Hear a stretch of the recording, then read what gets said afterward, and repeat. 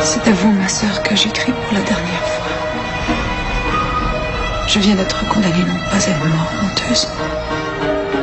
Elle ne l'est que pour les criminels, mais...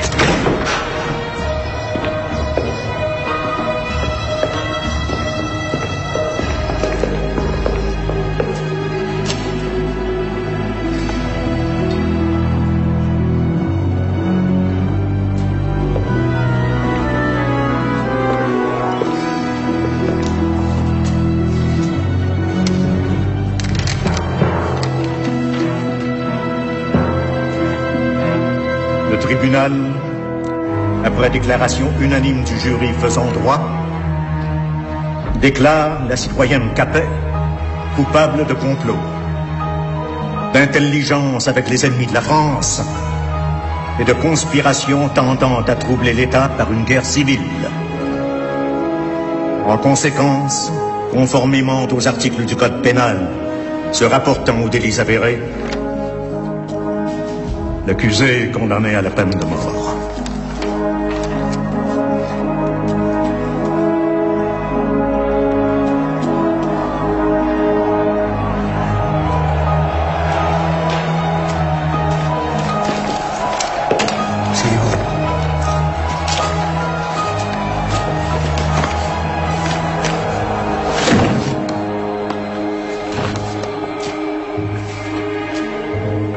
Nous étions le 16 octobre 1793. Samson, le bourreau, assistait à la lecture de la sentence. Marie-Antoinette comprit qu'elle allait mourir ce jour-là. On la fit monter dans une vulgaire charrette. On l'assit, tournée vers l'arrière. En signe d'infamie, elle devait aller à la mort, à reculons. La foule hurlait. Prends ses cheveux. Tu les brûleras. Il n'en reste rien. On pourrait en faire des reliques. À la prison de la Conciergerie, à la place de la Révolution, aujourd'hui place de la Concorde, le trajet dura 1h30 pour un peu plus de 2 kilomètres. 1h30 de cris, d'insultes, de vociférations.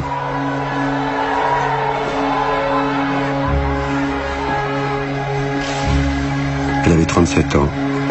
Elle était reine de France. Elle n'était plus rien qu'une reine déchue. Qu'avait-elle fait pour mériter cette fureur? Quelle était sa faute? Où était le peuple? Ce peuple qui l'acclamait jadis, était-il le même? Des cris de joie l'avaient accueilli à son arrivée en France.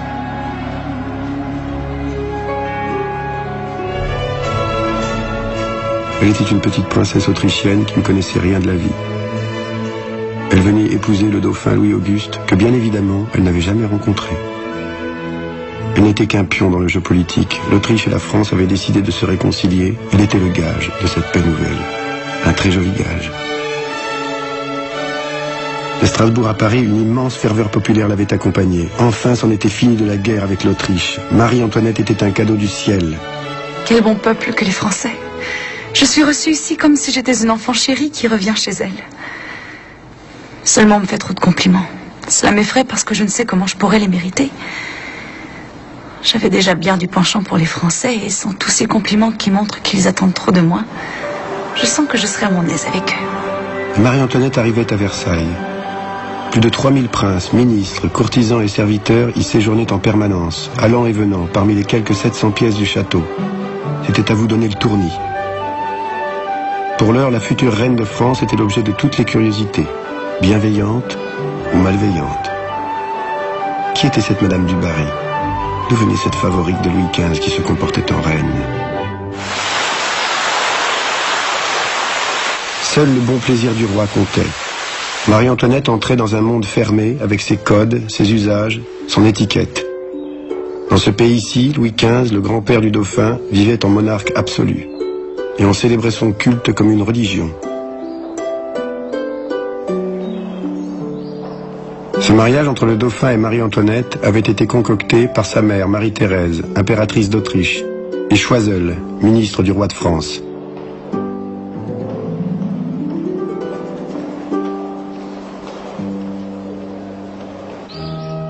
L'Autriche s'inquiétait de la montée en puissance de la Prusse et la France de l'ambition de l'Angleterre.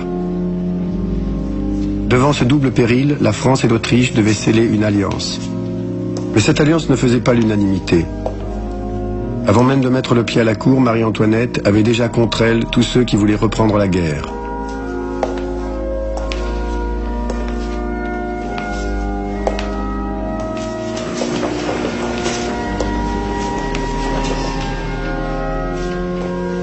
Bien sûr, on la trouvait jolie. Bien sûr, on admirait sa grâce. Et sous les sourires officiels se dissimulaient tous les soupçons. Elle était et restait une archiduchesse d'Autriche. Elle se lia rapidement d'amitié avec le roi Louis XV, séduit par sa jeunesse et sa gaieté. Vous êtes contente de votre installation? Absolument. Versailles est magnifique. Vous ne vous sentez pas trop seule, si loin de votre famille? Mais je vous ai près de moi. J'espère que Louis-Auguste n'est pas jaloux. L'innocente jeune fille ne mit pas longtemps à comprendre que sa mère Marie-Thérèse, qui détestait la légèreté française, avait raison sur ce point. Versailles était la cour la plus corrompue d'Europe. Les idées qui y circulaient scandalisaient l'impératrice. Les philosophes des Lumières remettaient en cause la religion et les principes de la monarchie absolue. Marie-Antoinette ne pouvait supporter le règne de Madame du Barry. Qu'on laissât à la cour une favorite, ancienne prostituée, faire la pluie et le beau temps était inacceptable.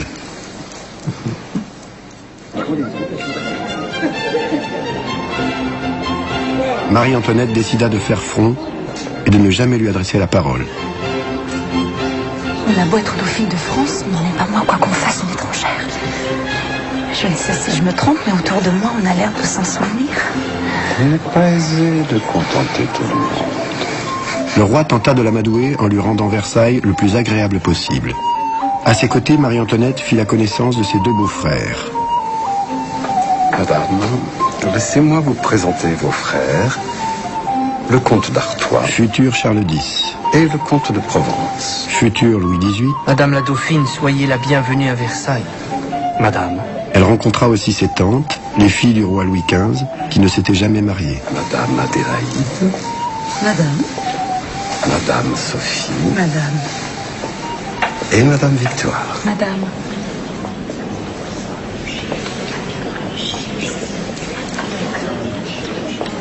Mais la du Barry.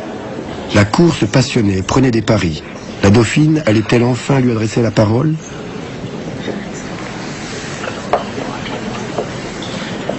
Marie-Antoinette tenait bon au risque de mécontenter le roi. Et la du Barry, vexée, humiliée, se répandait en perfidie de plus en plus malveillante.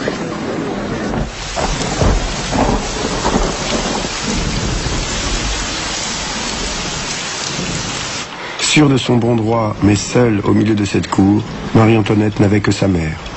Une mère qu'elle aimait et craignait. Une mère impératrice qui la faisait surveiller par son ambassadeur à Versailles, Mercy d'Argenteau. Il pleut dans le moment où je vous écris.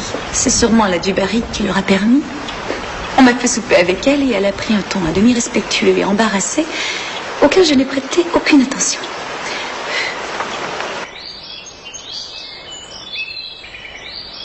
Marie-Antoinette n'imaginait pas combien sa situation était fragile. Mariée, certes, mais encore sans héritier, tout pouvait arriver. Dans cet univers futile, refuser obstinément de parler à la du Barry devenait une affaire d'État. L'impératrice Marie-Thérèse y mit bon ordre. Il était hors de question de mécontenter le roi, il fallait parler à la du Barry.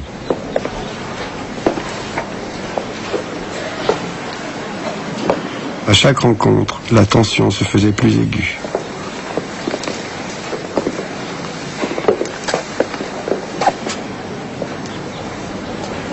Il y a bien du monde aujourd'hui à Versailles.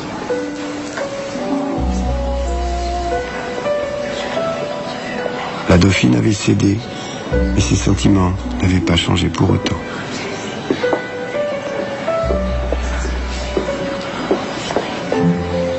Au fond, la du Barry n'est point une méchante femme. C'est plutôt une bonne personne. Et l'on m'a dit qu'elle fait beaucoup de bien à de pauvres gens. Personnellement, j'ai cette femme en horreur.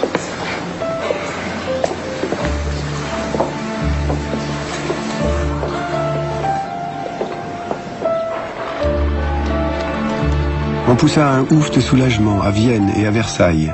Une si petite phrase avait suffi à consolider une alliance, ce qui n'empêcha pas les commentaires de repartir bon train sur un autre sujet. Je l'ai aperçue hier au jardin, elle semblait tout à fait à l'aise. Ah, quoi qu'on en dise, elle garde le cœur autrichien, cela est bien clair. Tout à fait. Et il paraît que le mariage n'est toujours pas consommé. Cela ne m'étonne pas. Elle ne doit pas être tellement douée. Ou alors bien innocent.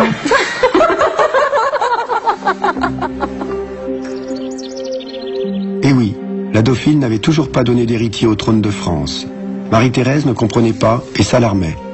Ses lettres se faisaient indiscrètes et pressantes. Il était du devoir de Marie-Antoinette de faire un enfant.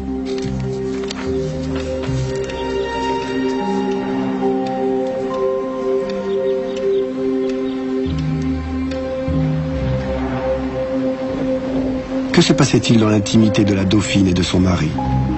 Que faisait le dauphin dans le lit de sa femme, où il se rendait régulièrement? Chacun se posait la question.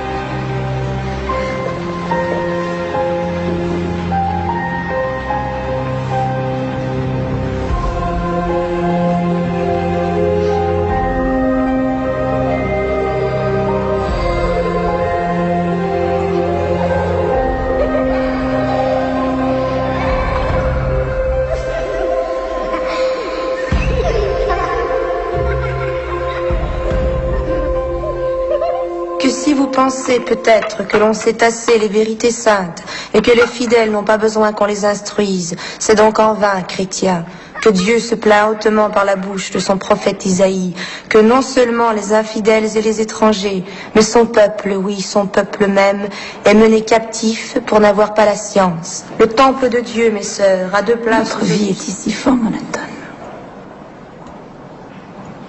Madame? Reprenez. Marie-Antoinette n'aimait pas lire. Elle préférait le chant, la danse, la comédie. Mais il était hors de question qu'elle s'adonnât trop souvent à ce genre de plaisir. Madame Étiquette n'aurait pas autorisé cela. C'était le surnom que Marie-Antoinette avait donné à la comtesse de Noailles, chargée de la surveiller et de la maintenir dans les règles de ce carcan instauré par Louis XIV et qui codifiait toute la vie à la cour. Le dauphin ne lui était d'aucun secours. Il était timide, réservé, taciturne, et passait des journées entières à se fatiguer à la chasse, ce qui ne pouvait guère arranger ses nuits avec Marie-Antoinette. Il ne manquait pourtant pas d'intelligence, ni de curiosité intellectuelle. Seul dans son cabinet, il rêvait de voyages et de grandes expéditions maritimes. Seul dans son cabinet, il rêvait de voyages et de grandes expéditions maritimes.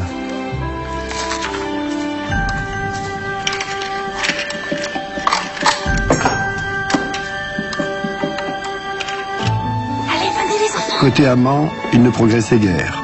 Marie-Antoinette n'était toujours pas enceinte. Frustrée, elle passait une partie de son temps avec les enfants de ses domestiques. Comment? Qu'est-ce que je vois? Quel est ce désordre? Ce n'est rien. Ce n'est rien, Madame de Noailles. Allez, disparaissez! Disparaissez! Il est difficile avec Madame de Noailles de bien s'entendre sur des choses en dehors de l'étiquette.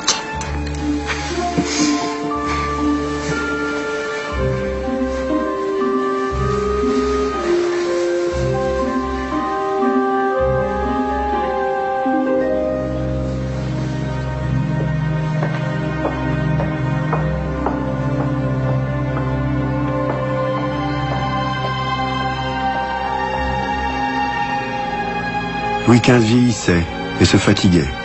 50 ans de règne et de libertinage avaient usé le monarque. Marie-Antoinette voyait s'approcher avec angoisse le jour où elle serait reine de France.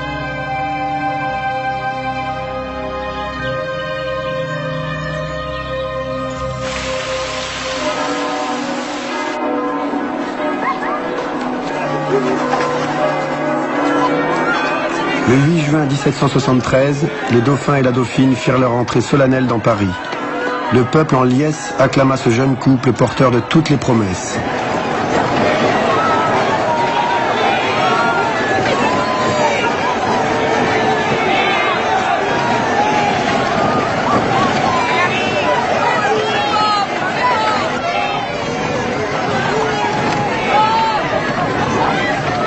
Madame, vous avez devant vous 200 000 amoureux.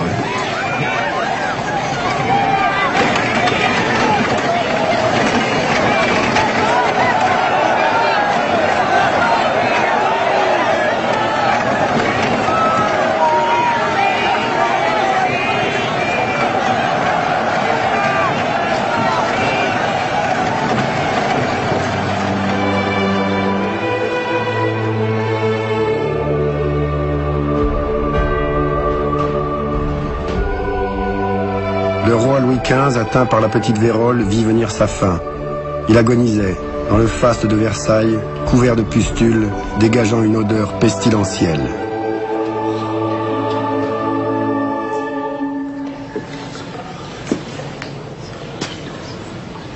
Majesté,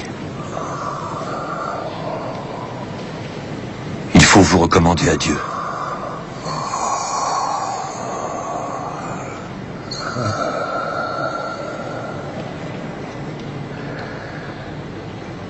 J'ai beaucoup de regrets, mon père.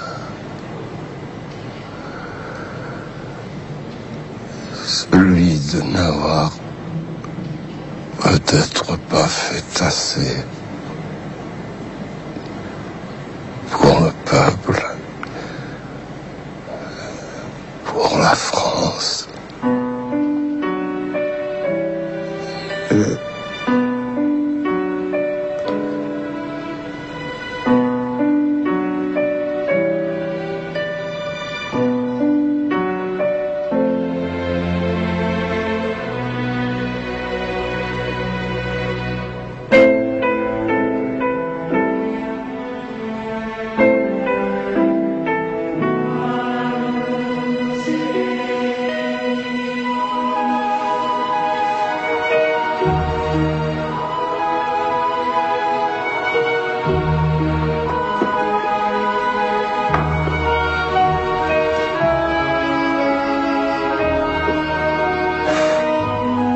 Le roi est mort.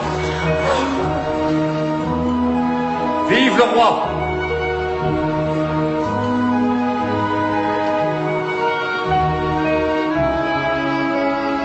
10 mai 1774.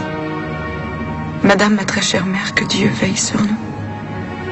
Le roi a cessé d'exister dans le milieu du jour.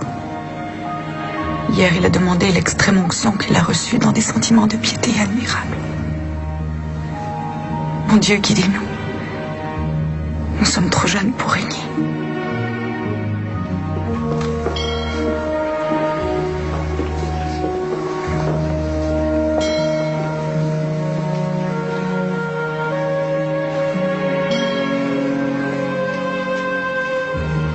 Le dauphin Louis-Auguste devenait roi sous le nom de Louis XVI et Marie-Antoinette devenait reine de France.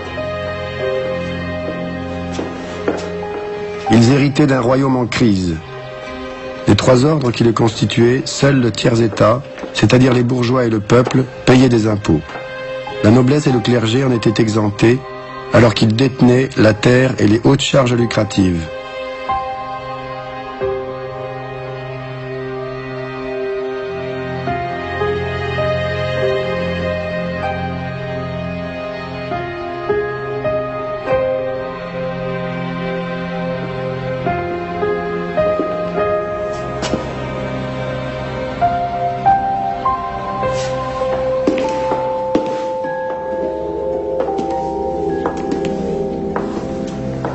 Monsieur. Majesté.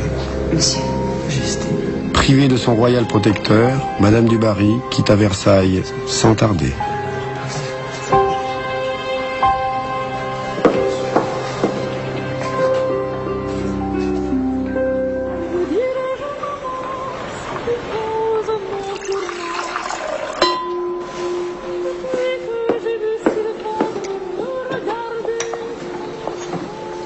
reine, l'étiquette était devenue un modèle de complexité et de contraintes toutes plus effarantes les unes que les autres. Je me lève à 9h, on m'habille, je dis mes prières du matin. Ensuite, je déjeune et de là, je vais chez mes tantes.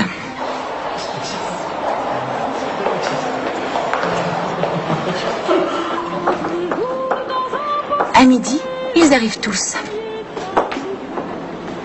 Je mets mon rouge, je me lave les mains devant tout le monde. Mes journées sont bien remplies. Je ne lis rien, je ne fais rien de mes 10 doigts. Et cependant, je suis occupée au point de ne savoir où prendre une minute.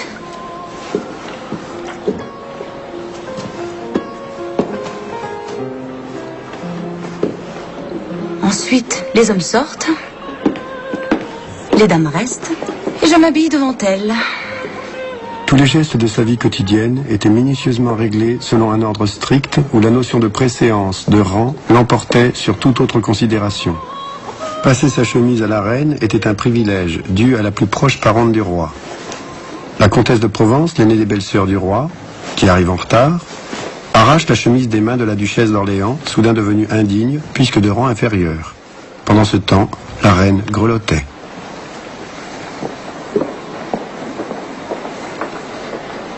C'est de Dieu quelle opportunité.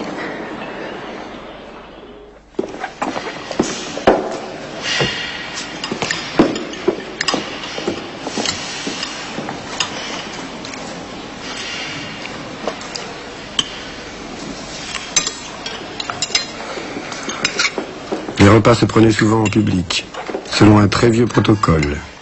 La reine en était réduite à faire bonne figure, en attendant que le roi, qui avait un solide appétit, ait fini de dîner. C'était insupportable. Elle étouffait dans ce carcan d'un autre siècle qui perdurait sans que personne ne songeât à y mettre fin. Il lui fallait s'échapper de cette cour et de ses contraintes pour respirer enfin. Souvent, elle quittait discrètement Versailles à la nuit tombante pour aller à Paris. Parfois pour se rendre au bal de l'opéra et parfois, secrètement, pour s'introduire dans un cercle de jeu où se mélangeaient noblesse débauchée, aventuriers en tout genre et dames de petite vertu.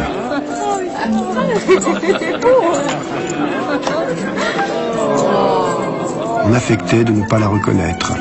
Jamais une reine de France n'avait osé ce genre d'escapade. Elle avait pris goût aux cartes et joué pendant des heures contre des habitués, quelquefois tricheurs professionnels. Elle a probablement perdu beaucoup d'argent. Personne ne connaît la somme exacte. Et elle non plus. Évidemment, ces escapades ne restèrent pas longtemps secrètes. Tout se sait à Paris et à Versailles.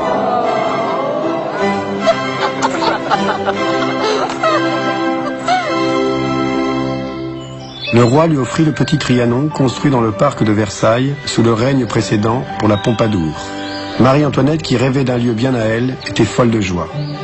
Elle entreprit aussitôt d'aménager les jardins à grands frais. C'était si amusant. Venez, Madame de Polignac. C'est si calme, si paisible. On se croirait à la campagne. La cour, quoi qu'on en ait, est plus triste que gaie. Ici, nous serons bien. Trianon était son refuge. Elle y invitait ses amis proches. Un petit cercle d'intimes se créait et faisait des jaloux. Viendrez-vous aujourd'hui sur le grand canal avec moi? Oui. Oh, le prince de Ligne pourrait se joindre à nous, peut-être. Ah oui, oh, quelle bonne idée. Madame de Polignac, toujours gaie, était devenue l'amie indispensable. J'ai entendu dire qu'il était tombé. Les mauvaises langues prétendirent aussitôt qu'elles entretenaient des rapports intimes. Je suis si contente de vous avoir auprès de moi. Et moi, je bénis le ciel chaque jour de vous avoir rencontré. Voilà maintenant que la reine passait pour lesbienne. Elle était à Trianon tout l'été. La cour s'en offusquait. La reine négligeait ses devoirs, d'autant que le roi n'y couchait jamais. Ce n'est pas ainsi que vous ferez des enfants, lui écrivait sa mère, furieuse. Son coiffeur Léonard et sa modiste Rose Bertin venaient de Paris 3 fois par semaine et restaient des heures avec elle. Jeune, belle, elle voulait lancer les modes. Les coiffures se porteront moins haut cette année. Tant mieux, on ne pouvait plus passer les portes. En tout cas, c'est à votre majesté de nous dire. J'ajoute une boucle, ici. À mon avis, ce n'est pas nécessaire. Cela équilibrerait l'autre côté, pourtant. Oui, mais la dissymétrie a du charme. Non, pas de boucle. Léonard inventa pour elle les poufs, ses coiffures extravagantes qui allaient devenir la cible des caricatures. Petite, le bateau. Ce fut l'époque des premiers pamphlets, Majesté. ces brochures anonymes que les colporteurs vendaient dans les rues.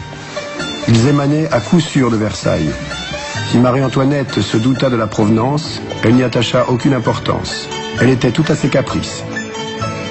Sa mère avait beau la tancer dans ses lettres, tous ces plaisirs bruyants ne sont pas convenables. Marie-Antoinette n'écoutait plus rien, ni personne, s'étourdissant de fêtes et de fantaisies.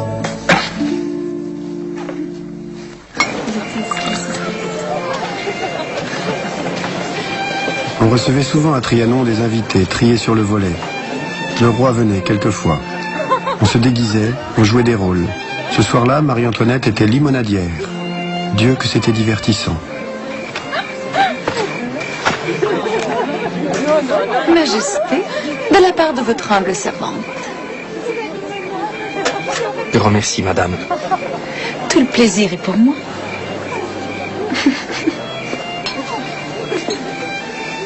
On était dans ce pays-ci, indifférent à toute autre réalité que celle de Versailles. Le roi pourtant savait. Son royaume s'enfonçait dans une crise financière aiguë. Les hivers rigoureux, suivis de mauvaises récoltes, allaient bientôt précipiter la crise. Et Axel de Fersen fit son entrée dans la vie de la reine. Ce bel officier suédois devint très vite un intime. Il avait sa chambre à Trianon, qu'il ne se privait pas d'utiliser pour ses aventures galantes, quasiment sous les yeux de la reine, qui lui pardonnait tout. Monsieur le comte? Elle l'aimait. Il faut dire qu'il était beaucoup plus séduisant que Louis XVI. Je vous dérobe un instant. Rien ne pourrait m'être plus agréable, madame. Et Fersen semblait lui aussi très sensible au charme de la reine. Les mauvaises langues repartirent de plus belle et leur prêtèrent une liaison. Personne n'a tenu la chandelle et donc personne n'en sait rien. Louis XVI était-il naïf au point de ne pas faire surveiller sa femme? Marie-Antoinette était-elle assez frivole pour risquer sa situation? Certes, elle avait grandement besoin de consolation. S'ils ont été amants, et rien n'est moins sûr, c'est de toute façon beaucoup plus tard. Pour l'heure, le royaume attendait d'elle un héritier. Un héritier.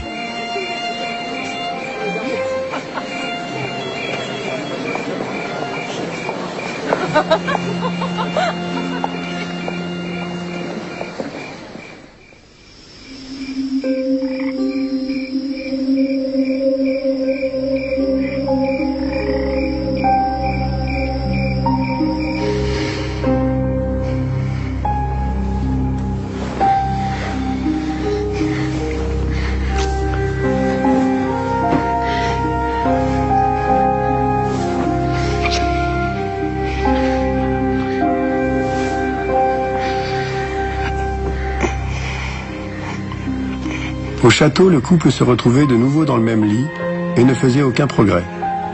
Louis XVI descendait pourtant d'une lignée d'hommes, de Henri IV à Louis XV, qui étaient réputés pour avoir le goût de l'amour. Apparemment, il n'en avait pas hérité. Il restait un piètre amant.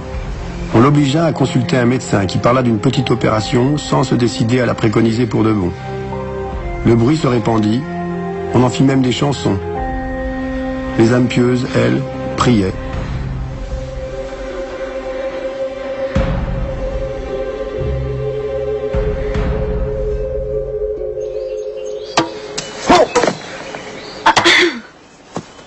Marie-Antoinette était indifférente aux rumeurs.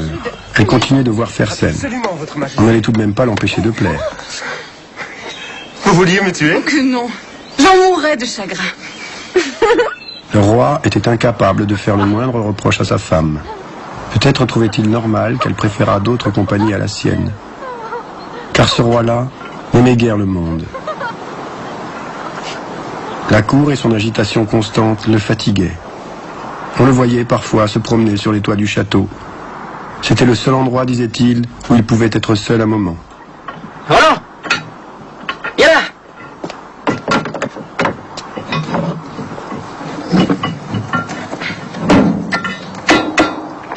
Il lui arrivait de travailler des heures à de gros travaux, s'épuisant à la tâche avec bonheur. Non, non, ça va, messieurs. Ça va. Ce sont des feuilles de plomb que vous mettez sur l'ardoise?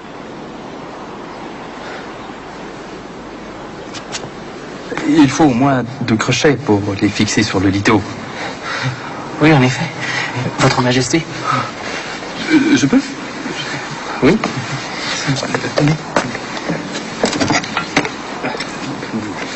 La jolie reine sophistiquée ne pouvait admettre ces plaisirs vulgaires qui n'étaient pas dignes d'un roi.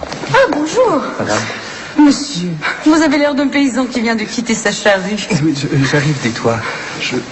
À tout de suite.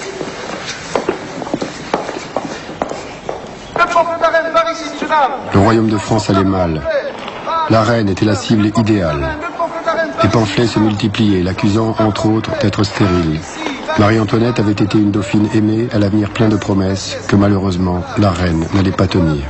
Elle méprisait ses pamphlets et ses caricatures, qui ne pouvaient émaner du peuple. Le peuple l'aimait, forcément. D'ailleurs, elle était aimable. Sa cour le lui disait. Que pouvait-elle savoir de ce que pensait réellement le peuple? Quel crédit, mon Dieu, accordé à des chansons. À Paris, tout se chante. Et si on se préoccupait de pareilles sottises, on ne vivrait pas. Ce qui me peine le plus, c'est l'obstination de certaines gens me représenter comme une étrangère, toujours préoccupée de sa patrie, française à contre-cœur. C'est indigne. Certains ont même déjà commencé à appeler le petit Trianon le petit Vienne. C'est inadmissible. Oh, ce n'est pas si grave. Les Français sont tellement versatiles. Au fond, c'est une excellente nation. Surtout que vous en êtes la reine, madame.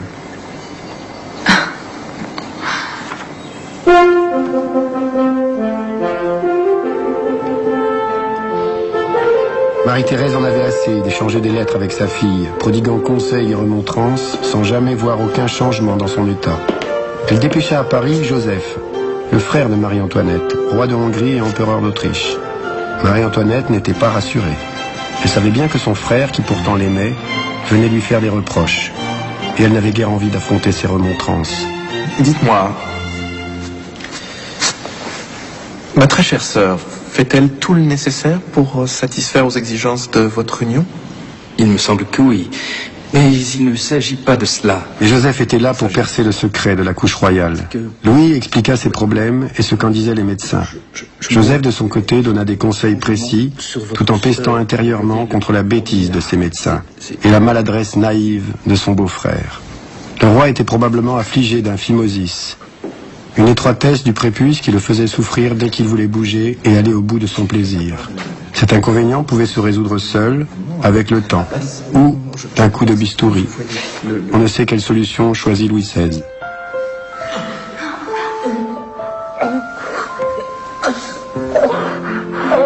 Toujours est-il que quelques semaines plus tard, le mariage était enfin consommé. Marie-Antoinette pouvait écrire la nouvelle à sa mère. Le roi avait même réitéré l'épreuve une deuxième fois avec le même succès. Au bout de 7 ans, il était grand temps.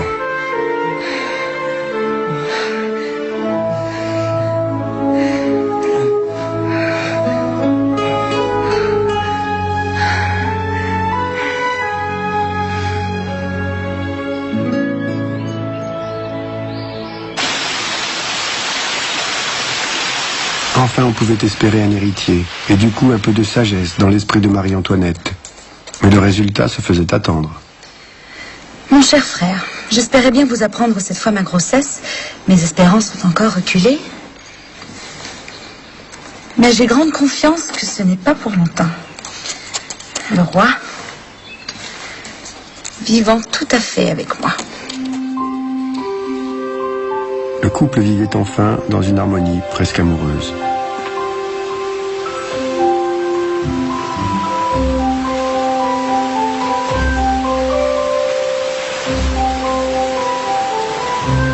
Comment vous portez-vous? Merveilleusement. Je suis si heureux. Si heureux.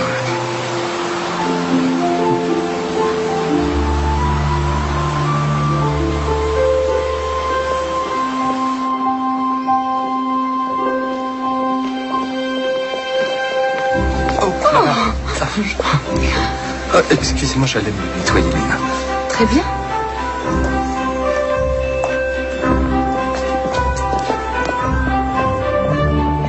Mais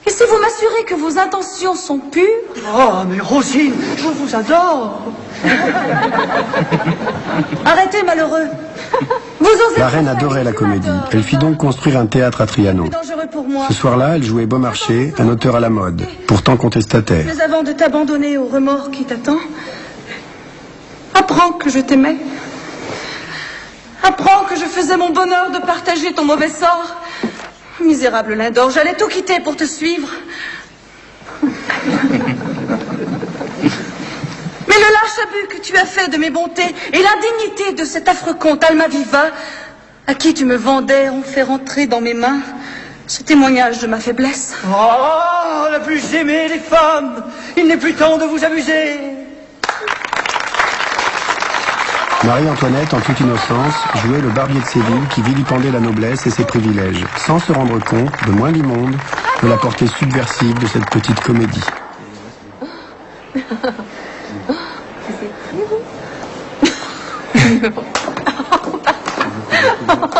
Allons nous promener vers les fontaines. 29 novembre 1780. Marie-Antoinette reçut une nouvelle qui la bouleversa.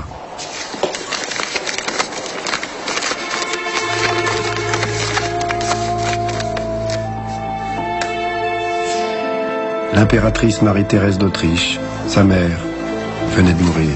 Majesté. Majesté. Vous n'êtes pas bien.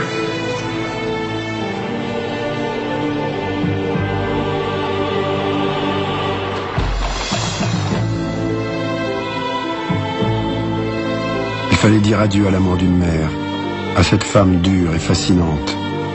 Il fallait dire adieu à l'enfance. Marie-Thérèse emportait avec elle le souvenir de la petite princesse qu'elle avait été. Marie-Antoinette était orpheline.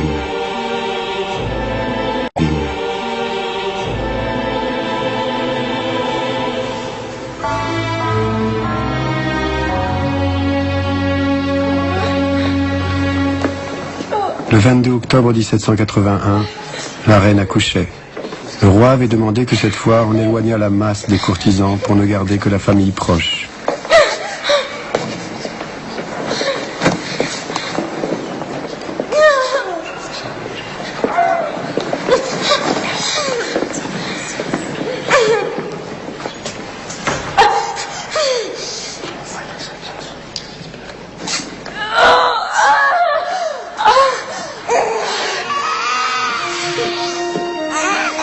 Ce fut un garçon, enfin.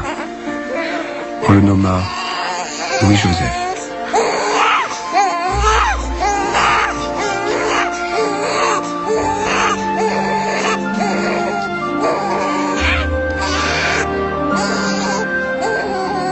La naissance d'un dauphin était fêtée dans toute la France, sauf par les frères du roi, dont on chuchotait qu'ils avaient eux-mêmes lancé quelques pamphlets contre la reine. Leur chance d'accéder au trône s'éloignait. Cette naissance tant attendue ne changea rien au climat d'hostilité générale. À Paris, dans les provinces, le blé manquait. La révolte montait d'un cran. Des groupes d'affamés attaquaient les entrepôts des marchands qu'on accusait de spéculer sur le grain et la farine. Parfois, cette naissance n'arrange pas nos affaires, n'est-ce pas? Qui sait de quoi il fait l'avenir? Réjouissons-nous. Maintenant, l'avenir du trône est assuré. Ah, il était déjà de toute façon. Venez, allons nous promener.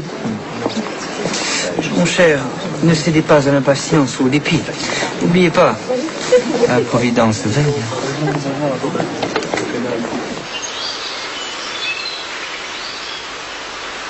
La reine, sourde et aveugle, semblait prise d'une frénésie de dépenses. Alors, les échantillons directement arrivés de Lyon. Et aussi de Venise. Magnifique. On a dit une comme ça. Une comme ça. 3 comme celle-là. C'est là le tissu brodé rouge, d'accord. Avec le rouge. Rose Bertin venait chaque semaine lui présenter ses nouveaux modèles. Marie-Antoinette achetait jusqu'à 170 robes par an. Pendant ce temps, la famine de 1782 décimait une partie de la France.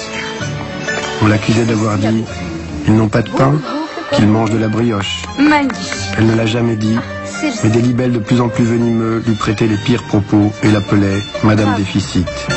Alors la légèreté, très léger, très confortable.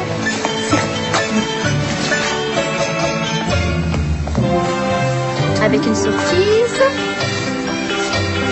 Voilà. Étonnant. Suivant. Louis XVI changeait les ministres qui se succédaient en vain. Le trésor était vide.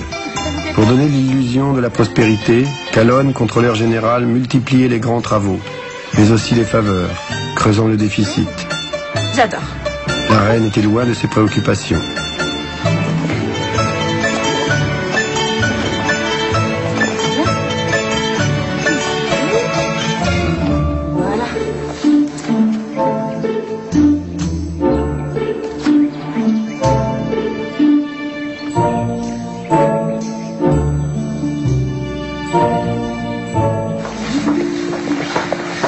Majesté, Majesté, pardonnez-moi, Majesté, je voudrais attirer votre attention. Que voulez-vous?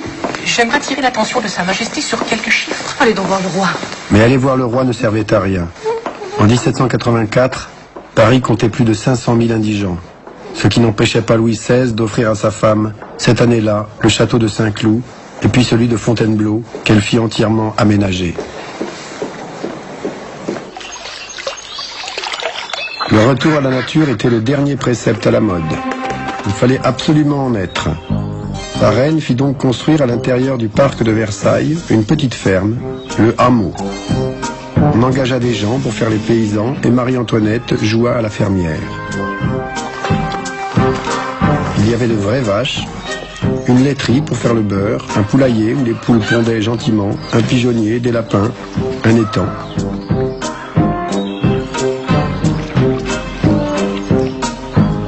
La reine prenait cette vie très au sérieux. Elle décidait des semences et des engrais. Elle goûtait les fromages et les fruits. Elle employait un homme pour chasser les taupes, un autre pour tendre des pièges aux rats. À la cour, on mangeait les produits du hameau. Les courtisans, hypocrites, s'extasiaient. Pourtant, les poissons de l'étang avaient, dit-on, un fort goût de vase. C'est peu que ce soit, nous luttons contre les déficits. Nous vivons des produits de la ferme. Un déficit qu'aggravait l'aide militaire que la France accordait désormais officiellement à Washington et aux insurgés américains dans leur lutte pour l'indépendance.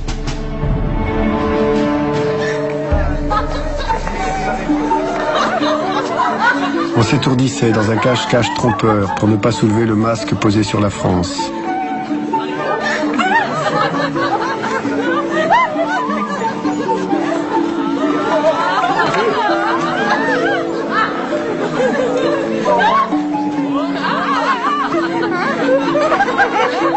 Versailles brûlait près de 10 000 chandelles par jour.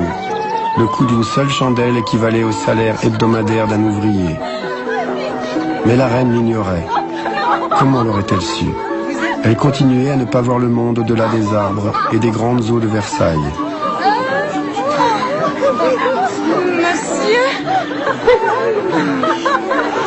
Monsieur de Versailles.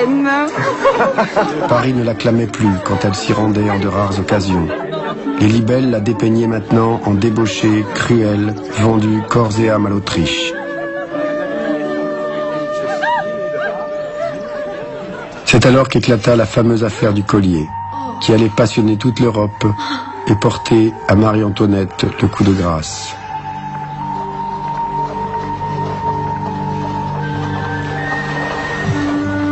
Mon associé et moi-même, nous avons mis plus de 15 ans pour assembler les plus belles pierres d'Europe. Des pierres dignes de vous seul. Vous ne vous rendez pas compte. C'est plus cher qu'un bateau de guerre. Majesté, cela ne se compare pas. Les deux objets n'ont pas le même usage.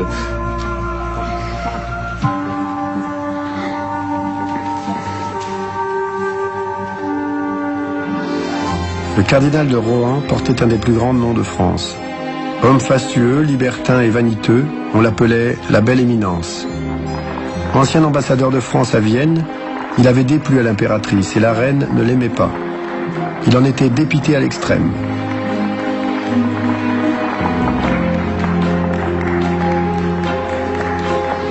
Il rencontra une certaine comtesse de la Motte, qui prétendait descendre des Valois et disait « ma cousine » en parlant de Marie-Antoinette.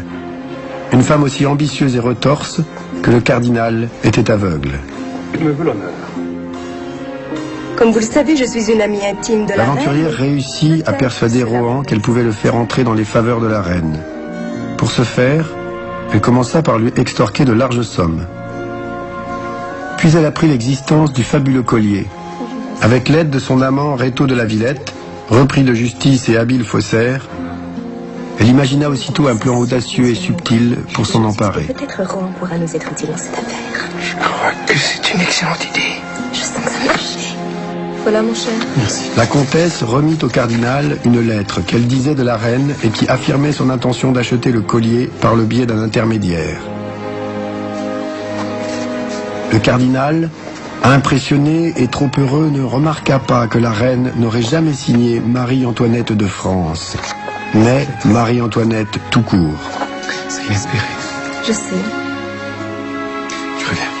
Les reines signaient de leur seul prénom. Enfin, les deux escrocs mirent la touche finale. La Villette trouva une comédienne prostituée à ses heures, Marie Le Guay, dite Mademoiselle d'Oliva, qui ressemblait vaguement à Marie-Antoinette.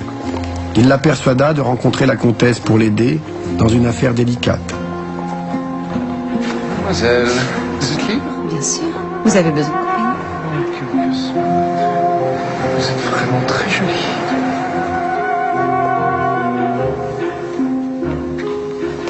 La comtesse proposa à Mademoiselle d'Oliva de jouer, pour un court moment et sans aucun danger, le rôle d'une grande dame. La comtesse de la Motte avertit le cardinal que la reine voulait le rencontrer en secret, à minuit, sur une des terrasses de Versailles. Il s'y rendit, le cœur battant. Vous savez, je crois, ce que cela veut dire. Bien sûr. La reine, le cardinal, était au comble du bonheur. Il se porta aussitôt garant de l'achat du collier qui serait payé discrètement par son intermédiaire. Votre éminence. En présence d'un personnage aussi illustre, personne ne pouvait soupçonner un instant qu'il s'agissait d'une vulgaire escroquerie. Le collier fut remis à la comtesse de la Motte, qui entreprit aussitôt, avec l'aide de son complice, de le dessertir et de vendre les diamants un à un en Angleterre, avec l'intention de disparaître rapidement une fois le coup réussi. Jamais fait. Petite pierre. La reine, loin de toutes ces malversations, accouchait d'un troisième enfant. Elle était heureuse de donner au roi un second fils.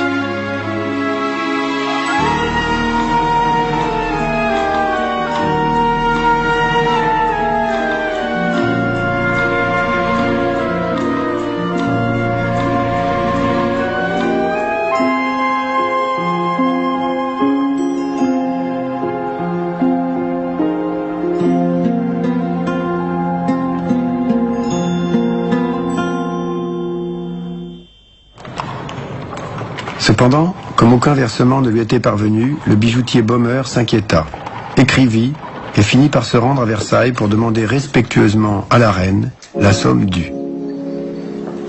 Majesté, je viens concernant notre affaire. C'est à une importante réduction que nous avons consenti. Bien entendu, nous garderons le secret quant au prix du bijou. Monsieur, mais de quoi me parlez-vous? Je ne me suis engagée à rien. Mais... Je n'ai rien signé. Je ne comprends pas votre requête. Oui. Pris de panique car il était menacé de faillite, Baumer demanda audience au roi. Voyez, j'ai reçu cette lettre signée de la main même de Sa Majesté. Visiblement, c'est un faux. Ce n'est pas l'écriture de la reine. Je vous l'avais bien dit. Vous pouvez disposer. La reine était indignée. Elle démontra au roi que toute l'affaire avait été montée pour la compromettre. Le cardinal de Rohan était un escroc. Il était coupable de lèse-majesté. Le roi décida de le faire arrêter, en plein Versailles. On l'enferma à la Bastille et on instruisit son procès. L'affaire du collier par ici, L'affaire eut un énorme retentissement. La réputation de la reine étant ce qu'elle était, ce fut elle que la rumeur publique accusa de mensonge. Rohan se défendit avec conviction. J'ai vu cet écrit, signe de la reine. Comment aurais-je pu savoir qu'il s'agissait de faux? Je suis moi aussi une victime dans cette affaire. Les magistrats comprirent vite que la comtesse de la Motte était la vraie coupable. Elle fut condamnée à être fouettée en public, marquée au fer rouge et emprisonnée. Quant au cardinal, on le déclara non coupable, à 3 voix de majorité. C'était pour la reine une défaite humiliante. Monsieur, le jugement qui vient d'être prononcé est une affreuse insulte. Il vous faut faire quelque chose. Absolument. Je vais agir sans tarder. Cela me paraît la justice même. Les ovations du peuple à Rouen à sa sortie du tribunal. Quelle ingratitude à mon égard.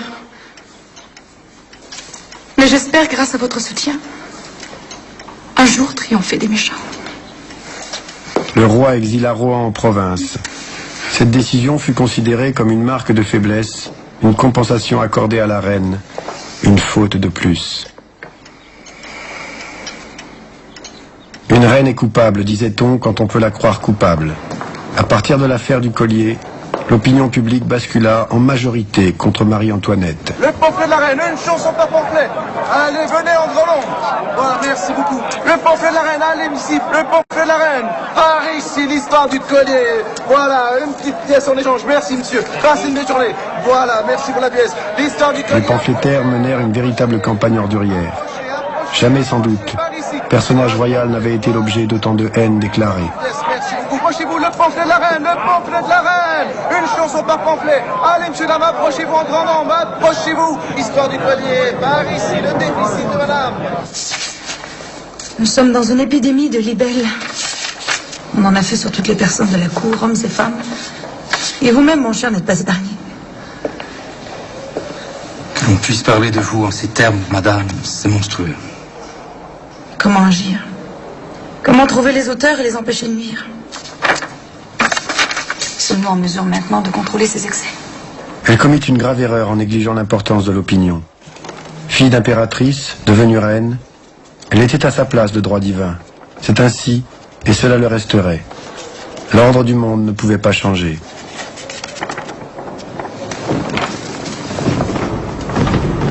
Les années suivantes a surpassé leur déficit. Elle prenait une part de plus en plus active aux affaires de l'État, ce qui n'arrangeait pas son image. Puis on attaqua le roi. Les famines se succédaient depuis 1775. Celles de 1782 et 1785 laissèrent les campagnes exsangues. Paiement fait par les receveurs généraux. Le Parlement de Paris, composé de bourgeois aisés et de juristes, rêvait de réduire le pouvoir du roi. Il entra en conflit ouvert avec Louis XVI, refusant d'entériner de nouveaux emprunts. 50 000, etc., etc. Il faut composer avec le Parlement et proposer une meilleure répartition des impôts. C'est à ce prix que nous réduirons le déficit et reviendrons à la prospérité. Cela est hors de question. Il nous faut lancer de nouveaux emprunts et qu'importe si le Parlement refuse, nous passerons outre. Vous êtes le roi et avez toute prérogative pour mener le pays comme il se doit.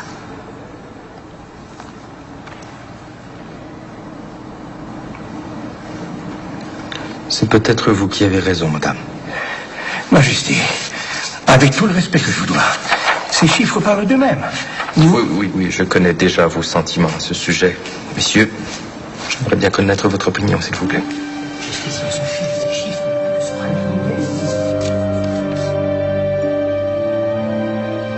Le feu prenait dans toute la France. Le roi et la reine ne voyaient toujours rien. L'hiver fut glacial. La famine reprit.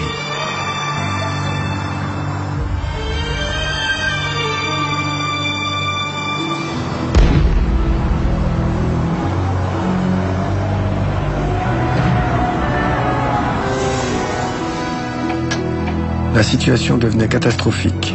Il fallait de l'argent, de nouveaux impôts, des réformes.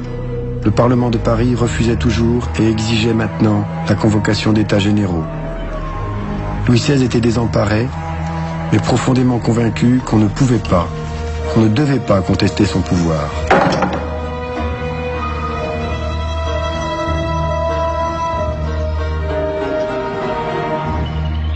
Mon cher ami, je ne sais plus que faire. Il ne faut surtout pas vous laisser abattre, madame.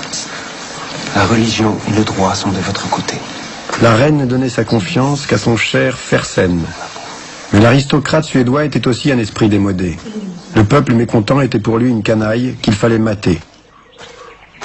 Et la valse des ministres continuait. Marie-Antoinette obtint du roi qu'il rappela Necker, un banquier genevois qui avait déjà été directeur général des finances en 1777. C'est là, sire, la meilleure décision à prendre.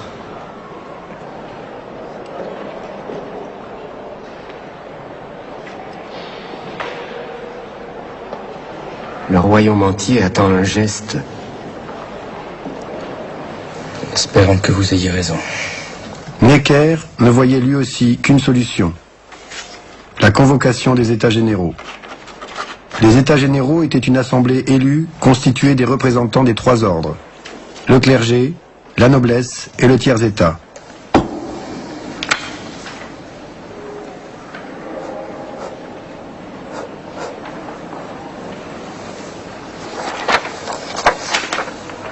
Des cahiers de doléances qui récoltaient les mécontentements de tous les Français furent rédigés à l'attention de l'Assemblée. Ils exigeaient tous une meilleure répartition des impôts.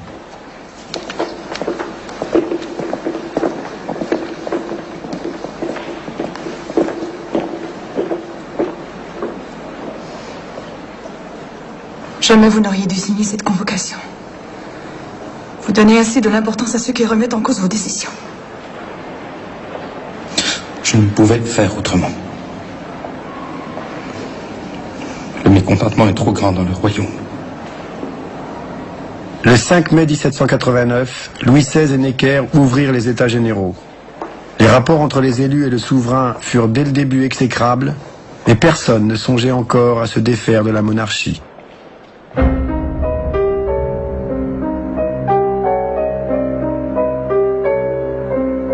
Le 4 juin 1789, le fils aîné, Louis-Joseph, mourut. Il avait toujours été un enfant chétif et mal portant. C'était le deuxième enfant que le couple perdait en moins de 2 ans. En 1786, la reine avait donné naissance à une seconde fille qui ne vécut que quelques mois. Ces deuils les frappaient dans une période d'adversité qui ne leur laissait guère le temps de pleurer leurs enfants morts.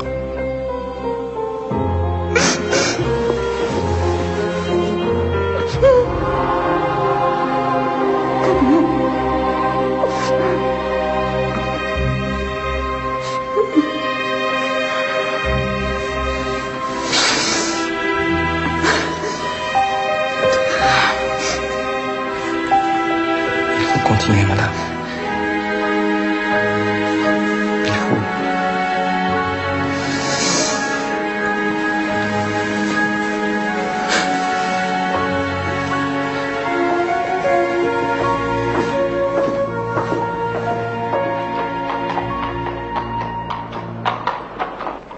Le pain manquait dans Paris. Des troubles éclataient chaque jour. Les députés du tiers-État contestaient le mode de scrutin qui donnait automatiquement la majorité à la noblesse et au clergé, alors qu'ils étaient les plus nombreux. J'ai 30 000 hommes aux portes de Paris qui interviendront si le besoin se fait sentir. Cette révolte ne demeurera pas impunie. Sire, le tiers-État ne défie pas votre pouvoir. Il ne réclame que la reconnaissance de ses droits. On ne partage pas le pouvoir avec un roi. Il est cependant vrai que le tiers-État a le soutien du peuple. Faites envoyer la troupe, sire. Et le problème sera réglé. Je vous le déconseille, Majesté. Cela n'engendrera que plus de troubles. Ce n'est pas mon avis, ni celui de ceux en qui j'ai toute confiance. Au revoir, monsieur. Dans la salle des États généraux, les événements se précipitaient. Quelques élus du clergé et de la noblesse se désolidarisaient de leur ordre et venaient rejoindre les élus du tiers-État. Louis XVI fit immédiatement fermer la salle des débats. Le 20 juin, les élus se réunirent dans la salle du jeu de paume et prêtèrent serment de donner à la France une constitution. Le 9 juillet, les trois ordres ne formaient plus qu'une seule assemblée qui se proclama constituante. Le pouvoir royal était sérieusement ébranlé.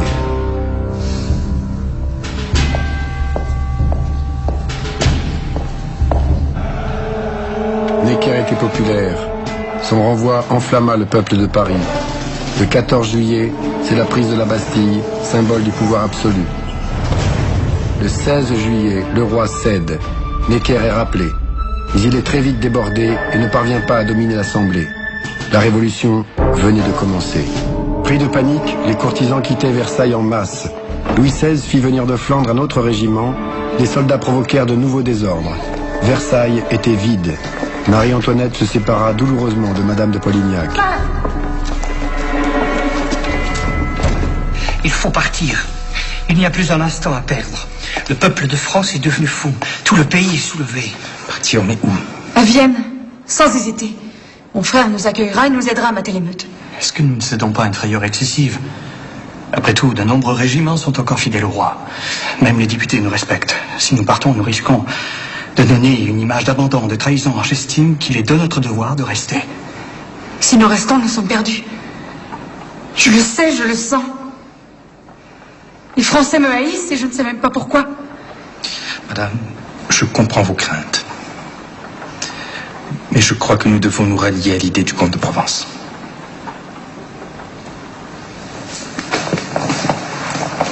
Mais monsieur, réfléchissez. Monsieur, j'ai déjà donné mon opinion.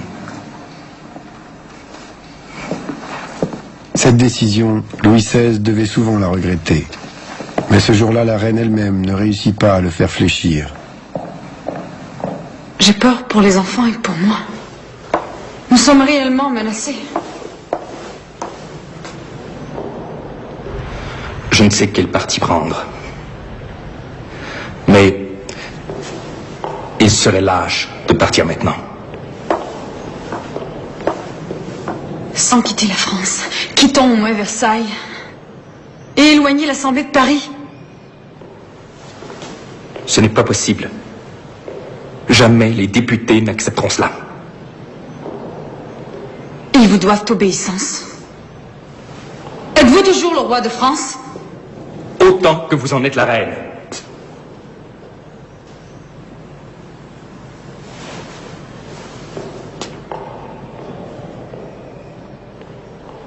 Autant que vous en êtes la reine. Dans la nuit du 4 août, le clergé et la noblesse renoncèrent enfin à leurs privilèges. Un monde nouveau venait de naître. Le 26 août, l'Assemblée publiait la Déclaration des droits de l'homme et du citoyen. Désormais, article 1er, les hommes naissent et demeurent libres et égaux en droit. Le 5 octobre, des milliers de Parisiens, affamés, en colère, marchèrent sur Versailles, décidés à ramener les souverains à Paris de gré ou de force. Sauvez-vous, votre majesté. Vite, vite. Le 6 au matin, la foule envahit le château. Sous les fenêtres et bientôt dans les couloirs, on entendait crier « À mort, à mort !» Qui sont tous ces gens? Le roi et la reine, stupéfaits, hagards, ne comprenaient toujours pas. Ce qu'ils avaient pris pour une révolte était bel et bien une révolution. Ce jour-là, pour la première fois de sa vie, la reine découvrit en face d'elle ce qu'elle ne connaissait pas, ce qu'elle n'avait jamais voulu connaître, le peuple.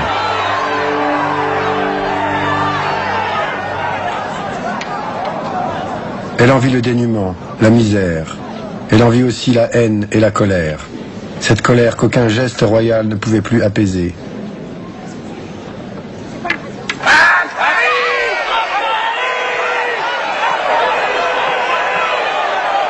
Une époque s'achevait et l'histoire s'emballait. Les désirs de la foule étaient désormais des ordres.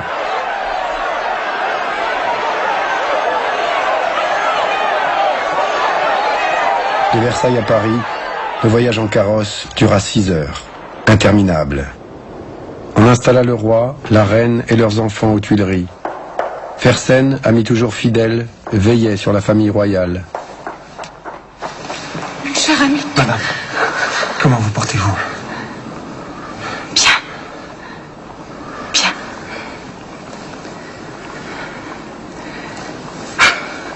Je suis journellement abreuvée d'injures et de menaces.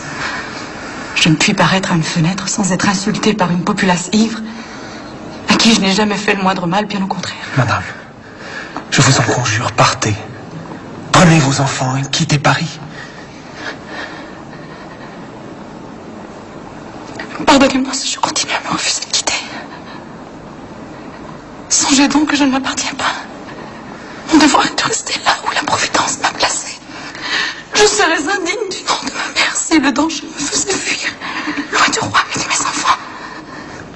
Mais madame, justement, vos enfants.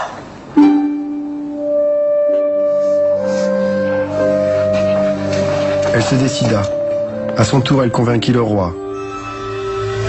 Le 20 juin 1791, en pleine nuit, le couple royal avec ses enfants et un entourage réduit réussit à s'échapper des Tuileries.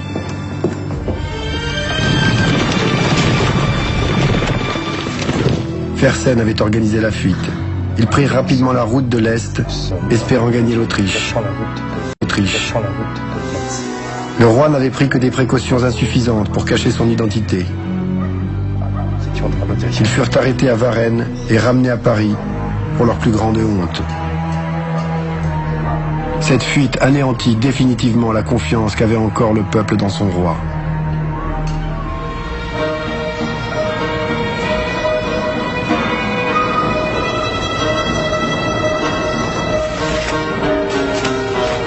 Louis XVI, avant son départ, avait commis l'erreur de laisser une lettre qui condamnait point par point la Révolution. Cette lettre fut découverte et rendue publique. Placés sous surveillance, jour et nuit, traités comme des prisonniers, ils devenaient des personnages encombrants.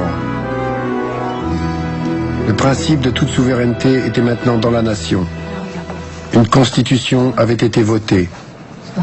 L'Assemblée légiférait. Le roi conservait un droit de veto. La foule aussitôt baptisa Louis XVI et Marie-Antoinette Monsieur et Madame Veto. Des députés de plus en plus nombreux souhaitaient l'avènement de la République. Marie-Antoinette se battait encore. Elle s'entremettait, discutait avec des parlementaires modérés et suppliait le roi de résister. Bien, Marie-Thérèse.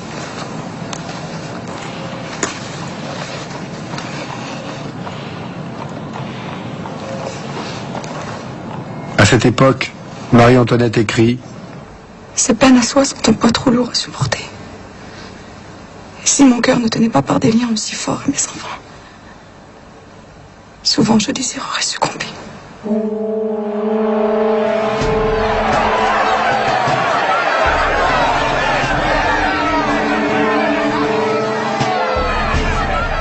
Les clubs révolutionnaires armaient le peuple et le lançaient à l'assaut de ceux qui restaient de la monarchie.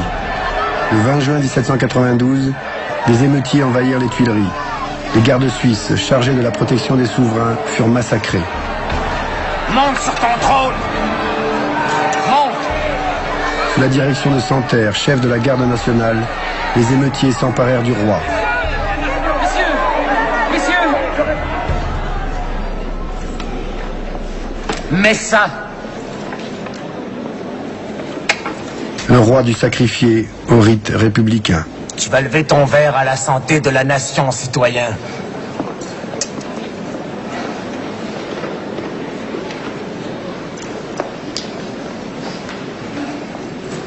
Je bois à la santé du peuple de France. De la nation! Je bois à la santé de la nation.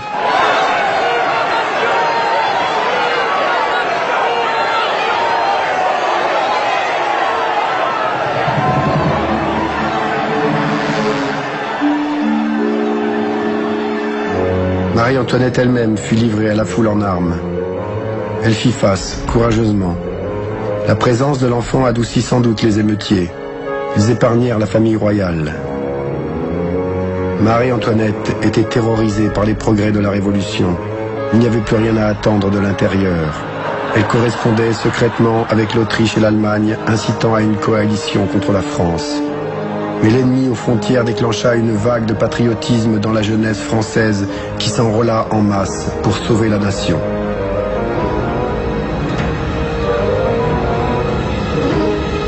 Une nouvelle assemblée fut élue qui prit le nom de Convention et proclama la République le 22 septembre 1792. Le roi fut déchu de son autorité et la famille royale enfermée à la prison du Temple. Une étrange vie de famille s'installa.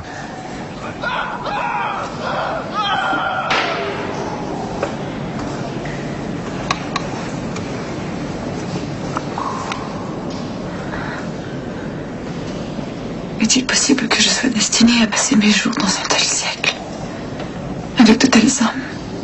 Alors que la politique révolutionnaire se faisait de plus en plus dure, il ne restait qu'un seul espoir, la victoire des armées étrangères. Un manifeste hautain, signé par le duc de Brunswick, chef des coalisés, affirmant que Paris serait rasé si la vie des souverains était menacée, mit la France en fureur.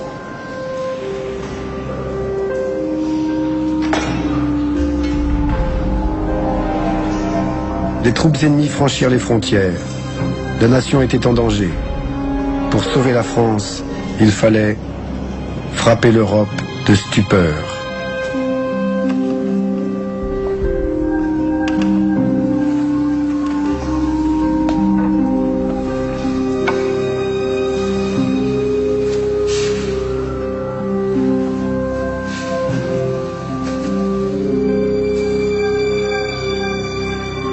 La Convention mit le roi en accusation. Son procès fut instruit à la va-vite. Il s'agissait de marquer un point de non-retour par un sacrifice exemplaire. Il s'agissait d'en finir non pas avec le roi, mais avec la monarchie.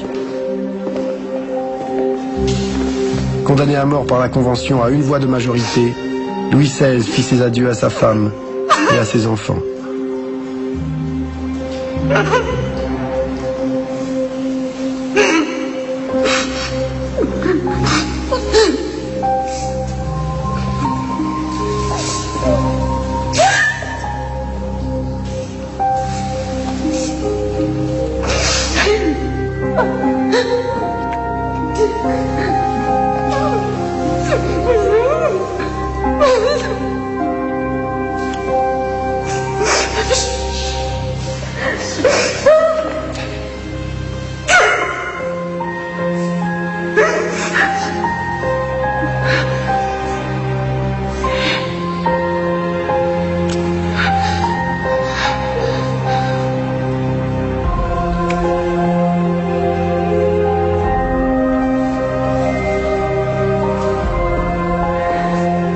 Exécuté le 21 janvier 1793.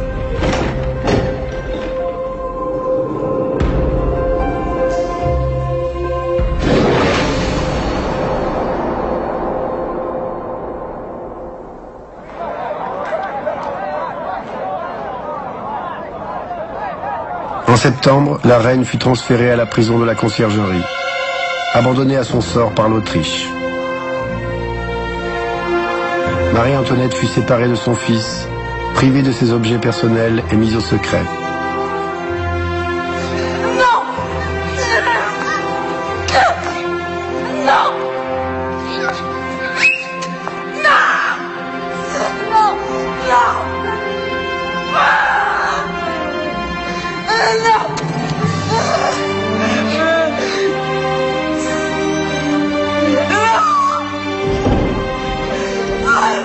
La jeune République était menacée à l'intérieur comme à l'extérieur.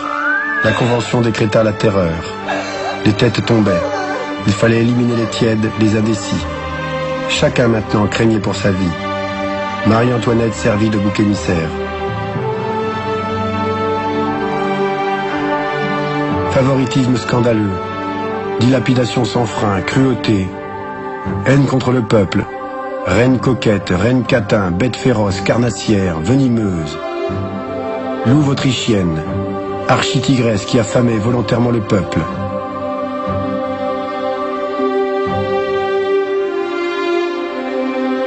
Paillarde, lesbienne, criminelle, incarnation du mal qui rêvait de boire le sang des Français dans leur propre crâne.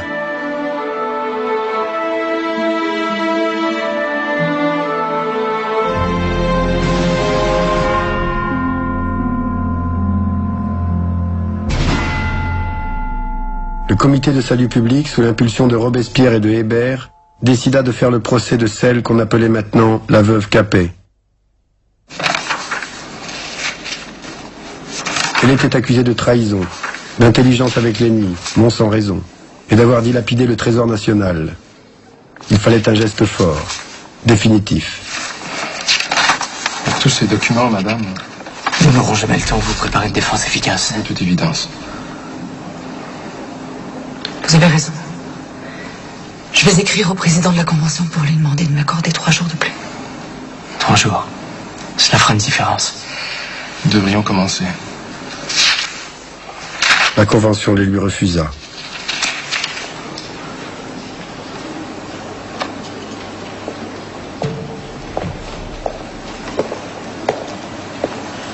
Tout au long de son procès, la reine se défendit avec intelligence et force. Vous n'avez jamais cessé de détruire la liberté. Vous vouliez remonter au trône sur les cadavres des patriotes. Nous n'avions pas besoin de remonter sur le trône puisque nous y étions. Quel intérêt portez-vous à la République? Le bonheur de la France est celui que je désire par-dessus tout. Pensez-vous que les rois soient nécessaires au bonheur des peuples? Aucun individu ne peut décider de cela. Que répondez-vous aux accusations d'inceste portées contre vous?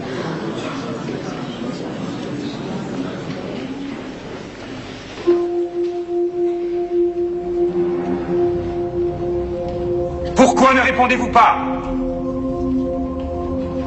Si je n'ai pas répondu, c'est que la nature se refuse à répondre à pareille inculpation faite à une mère. J'en appelle à toutes celles présentes ici.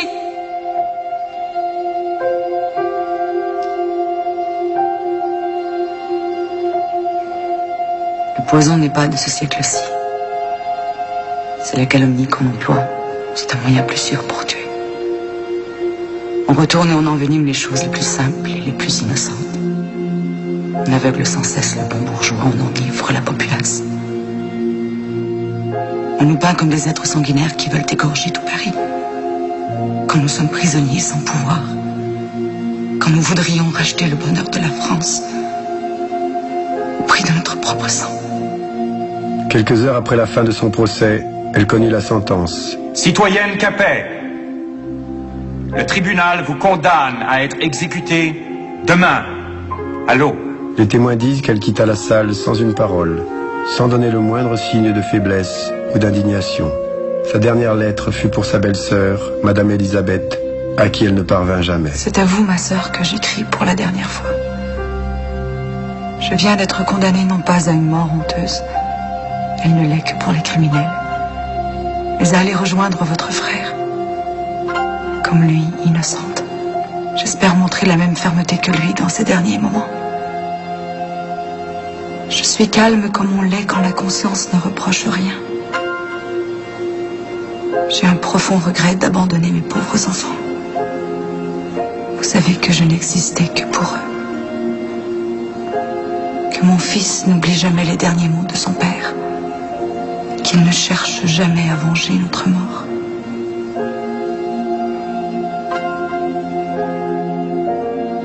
J'avais des amis. L'idée d'en être séparés pour jamais et leur peine sont un des plus grands regrets que j'emporte en mourant. Je vous embrasse de tout mon cœur, ainsi que ces pauvres et chers enfants. Mon Dieu, qu'il est déchirant de les quitter pour toujours. Adieu.